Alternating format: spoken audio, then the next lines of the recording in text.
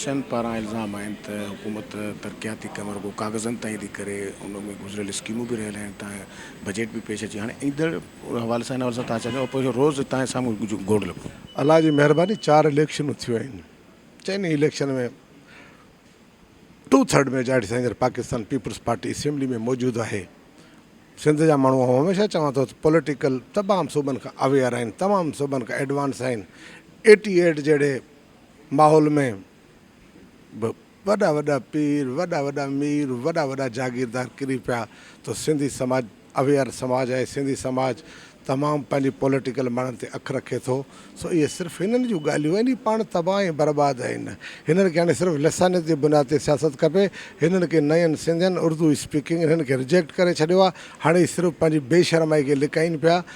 हिन जी पार्टी में जमहूरियत कोन्हे, हिन जी पार्टी में इलेक्शन कोन्हे। हिकु भेरो मुस्तकमाल चए थो त ख़ालिद मक़बूल ग़लति आहे, ख़ालिद मक़बूल चए थो त फारूक सत्तार, जंहिंजी सियासी तौर ते अची रेड लाइन गवर्नर हुजे, उन जी सियासत आहे कोन।